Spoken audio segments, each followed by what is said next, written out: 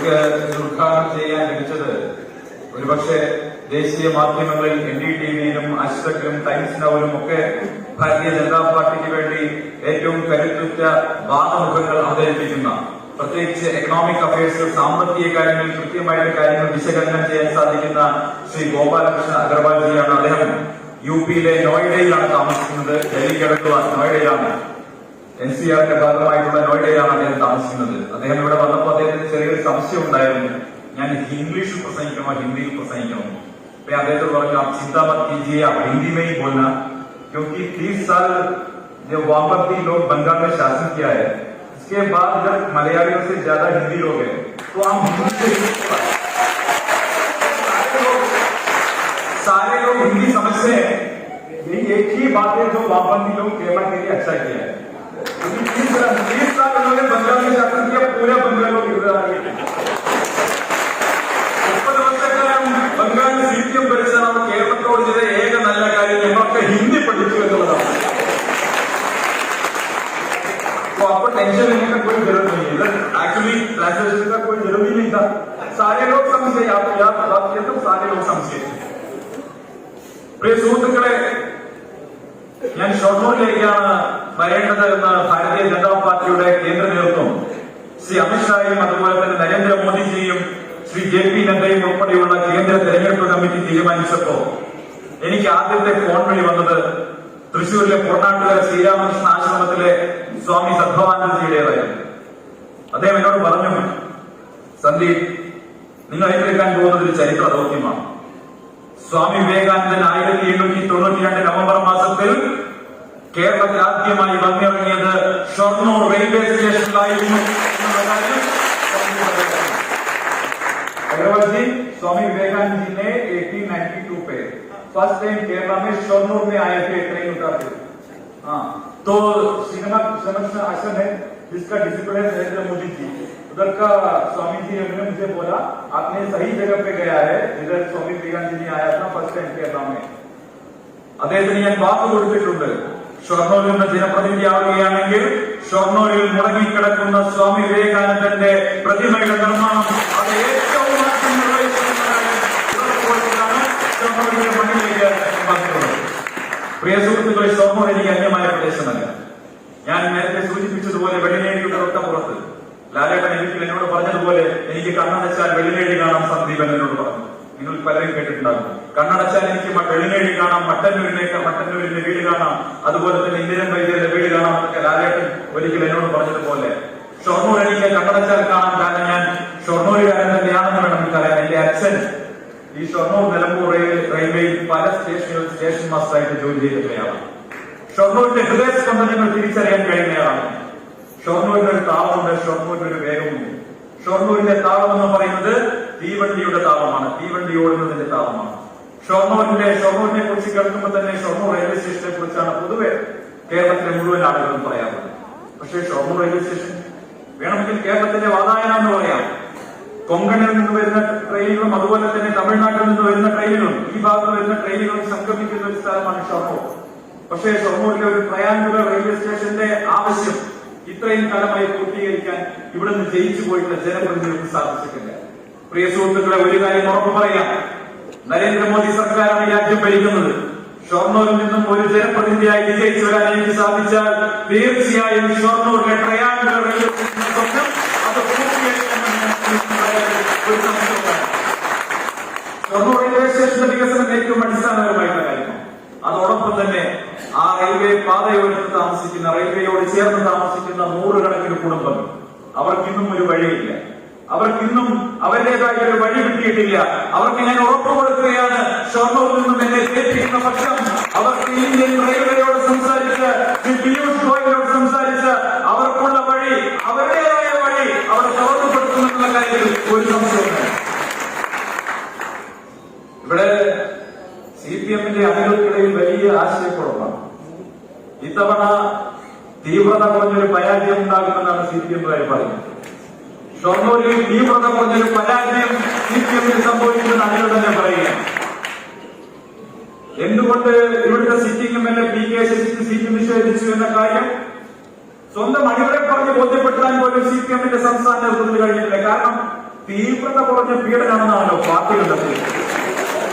പാർട്ടിയുടെ അന്വേഷണ കമ്മീഷൻ കുറ്റവാളിയല്ല എന്ന് കണ്ടെത്തിയതിനെ തുടർന്ന് തിരിച്ചും പാർട്ടിയുടെ ജില്ലാ സമിതിയിലേക്ക് എടുത്ത PKCCക്ക് സീറ്റ് നിഷേധിക്കാൻ എന്താണ് കാരണമെന്ന് ഷൊർണൂരിലെ CPM അണികളെ ബോധ്യപ്പെടുത്തേണ്ടതിന്റെ ഉത്തരവാദിത്വം അത് CPM നേതൃത്വത്തിന്റേതാണ്. ഞങ്ങൾ അതിന്റെ അഭിപ്രായം പറയുന്നത്, നമ്മൾ പറയുന്ന അഭിപ്രായമൊക്കെ പലതവണ പറഞ്ഞു കഴിഞ്ഞു. പക്ഷെ CPMന്റെ അണികളെ ബോധ്യപ്പെടുത്തണം എന്തുകൊണ്ട് PKCCക്ക് അവസരം നിഷേധിച്ചു. ആ കാരാട്ട് റസാക്കിനെ പോലെ ആഫ്രിക്കയിൽ വജ്രഖനനം നടത്താൻ പോയിട്ടുള്ള PV അൻവറിനെ പോലെ സകല കാട്ടുകള്ളന്മാർക്കും രണ്ടാമതും മത്സരിക്കാൻ അവസരം കൊടുത്ത CPM ഒന്നുമില്ലെങ്കിൽ ഇത്രയും കാലങ്ങളെ ചെങ്കൊടി പിടിച്ചു നടന്ന പുലിക്കിരിയാട്ട തമ്പുരാൻ അവസരം നിഷേധിച്ചത് എന്തുകൊണ്ടാണെന്ന് പറയാൻ ഈ ഷൊർണൂരിലെ ജനങ്ങളോട് പറയാൻ അവർക്ക് പാതിരയില്ലേ? അവർ പറയുന്നില്ലല്ലോ. മറുവശത്ത് UDF ആണ്. UDFന്റെ സ്ഥാനാർത്ഥിയെ ഞാൻ വ്യക്തിപരമായി സ്ഥാനാർത്ഥികൾക്ക് ഒന്നും പറയുകയാണല്ല. പക്ഷെ കഴിഞ്ഞ ദിവസം മാണിയംകുളത്ത് പോയപ്പോ മഹിളാ കോൺഗ്രസിന്റെ മണ്ഡലം പ്രസിഡന്റ് പറഞ്ഞു, എനിക്ക് സ്ഥാനാർത്ഥി നിർണയത്തിൽ അതിർത്തിയുണ്ട്, അതുകൊണ്ട് ഞാൻ സന്ദീപിയുടെ വിജയത്തിന് വേണ്ടി പ്രവർത്തിക്കാമെന്ന് പറഞ്ഞ് നമ്മളോടൊപ്പം. അതുപോലെ ഷൊർണൂരിന്റെ മണ്ഡലത്തിൽ നിരവധി കോൺഗ്രസിന്റെ തലമുതിർന്ന നേതാക്കൾ പറയുകയാണ് അവർക്ക് ഈ സ്ഥാനാർത്ഥി നിർണയത്തിൽ അതിർത്തിയുണ്ട്. രണ്ട് മുന്നണികളും സ്ഥാനാർത്ഥി നിർണയത്തിൽ അതിർത്തിയുള്ളവരെ കൊണ്ട് നടന്നിരിക്കുകയാണ്. അതുകൊണ്ട് തന്നെ ഇപ്പോ ഭയത്തോടുകൂടി പറയുകയാണ് BJP ജയിക്കാൻ പോകുന്നു എന്നൊരു ഭയം ഇപ്പോ അവർക്കിടയിൽ വന്നിരിക്കുക. അതിന്റെ കാരണം എന്താണെന്നറിയുന്നത്, അവസാന നിമിഷം വരെ BJPയുടെ സ്ഥാനാർത്ഥി ലിസ്റ്റ് വരുന്നത് ഈ രീതിയിലായിരിക്കും അവർ പ്രതീക്ഷിച്ചതേ ഇല്ല എന്നുള്ളതാണ് സത്യം.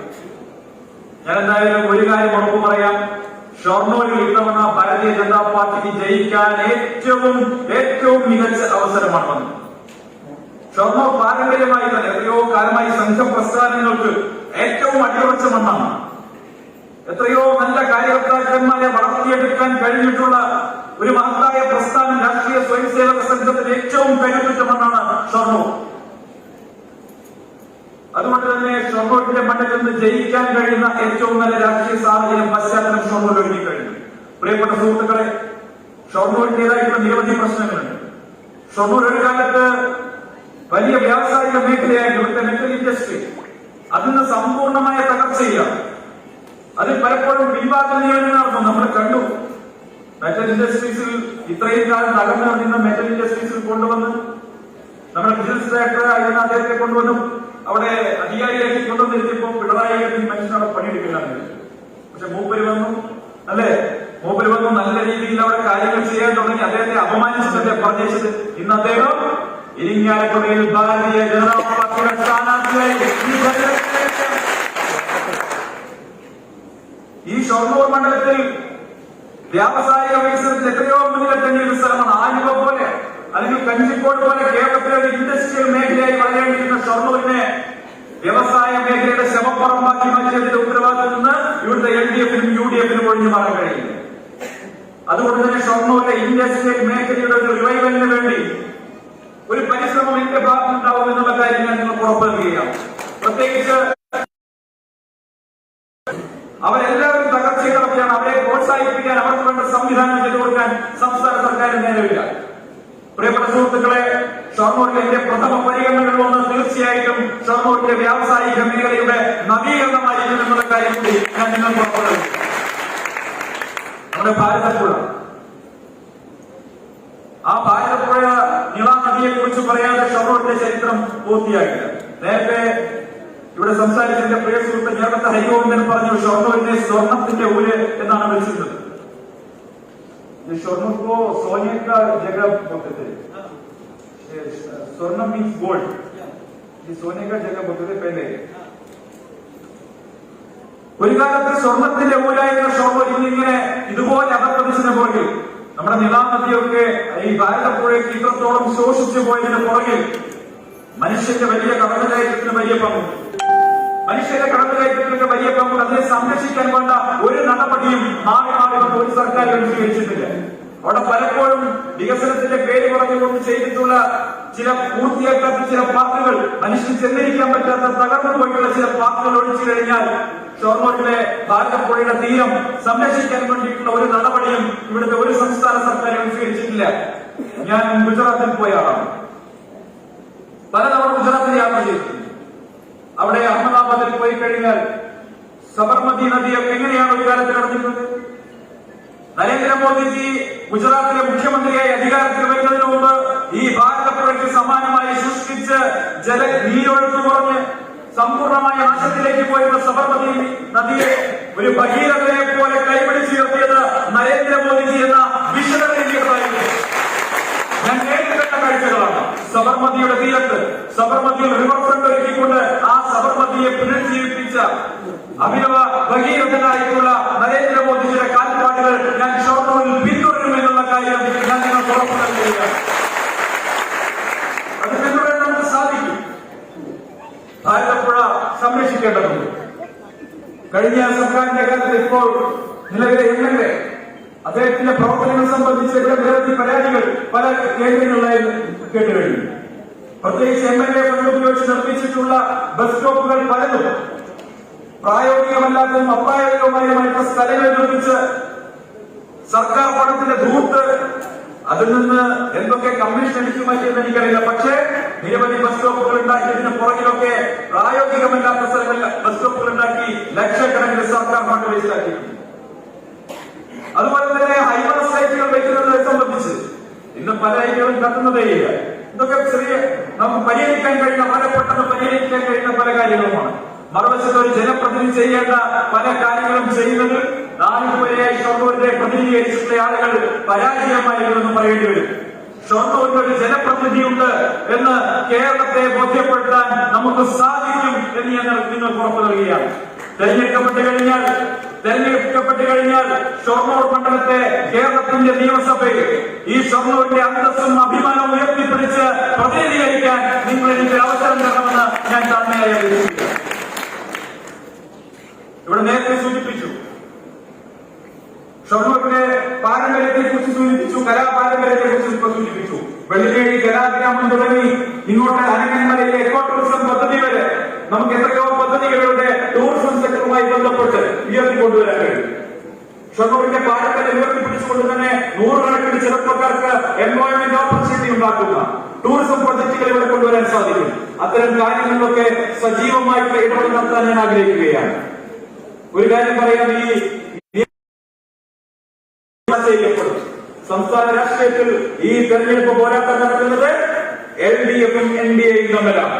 ഈ തെരഞ്ഞെടുപ്പ് പോരാട്ടം കേരളത്തിൽ നടക്കുന്നത് ഇടതുപക്ഷവും ഭാരതീയ ജനതാ പാർട്ടിയും തമ്മിലാണ് എന്നുള്ള കാര്യത്തിൽ സംശയവും വേണ്ട. BJPയുടെ സ്ഥാനാർത്ഥി വന്നപ്പോ LDFും UDFും ഒരുപോലെ ഞെട്ടിയിരിക്കുകയാണ്. കോൺഗ്രസിന്റെ നേതാക്കൾ കെ സുധാകരൻ അടക്കമുള്ളവർ ഞെട്ടലോടുകൂടിയിട്ടാണ് പറയുന്നത് കോൺഗ്രസ് സമ്പൂർണ്ണമായ തകർച്ചയിലേക്ക് പോകുന്നു. PC ചാക്കോ അടക്കമുള്ള നേതാക്കൾ കോൺഗ്രസിൽ നിന്ന് രാജിവെച്ച് പുറത്തു പോകുന്നു. ഷൊർണൂർ അടക്കമുള്ള പ്രദേശങ്ങളിൽ കോൺഗ്രസ് നേതാക്കൾ പാർട്ടി വിടുന്നു. ഇങ്ങനെ വലിയൊരു സാഹചര്യം UDFന്റെ ആത്മവിശ്വാസം പരിപൂർണമായി തകർന്ന് അവരുടെ അണികളുടെ അവരുടെ കേഡർമാരുടെ മുറയിൽ സമ്പൂർണ്ണമായി തകർന്ന് നശിച്ചു കിടക്കുന്ന സാഹചര്യമാണ്.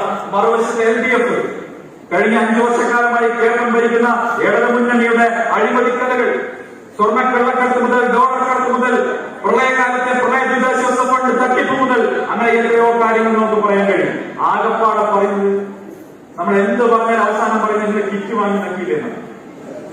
കിറ്റ് വാങ്ങി നക്കിയില്ലെന്നാണ് അവസാനത്തെ ചോദ്യം. ഞാൻ ചോദിക്കട്ടെ, ആ കിറ്റിൽ എത്ര ഐറ്റാണ്? 11 ഐറ്റല്ലേ കിറ്റില്? 11 ഐറ്റല്ലേ? 11 9 ഐറ്റവും വായിൽ വെക്കാൻ പറ്റില്ല. പൂത്ത പപ്പടം, കേടുവന്ന വെല്ലം.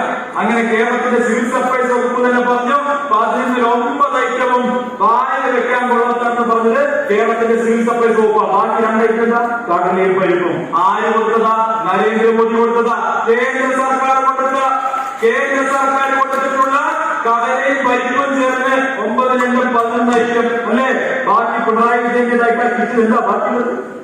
പിണറായി വിജയന്റേതായിട്ട് കിറ്റിൽ ബാക്കി എന്താണ്? മാൻഡ്രേക്കിന്റെ ചിത്രമെടുത്ത് വെച്ച സഞ്ചി എന്നാണ് പ്രിയപ്പെട്ട സഹാക്കളെ നിങ്ങളുടെ ബാക്കിയുള്ളത്. അതുകൊണ്ട് ഞങ്ങൾ ചോദിക്കുകയാണ്, കിറ്റ് വാങ്ങി നക്കിയില്ലെന്ന് വർത്താനം പറയണ്ട.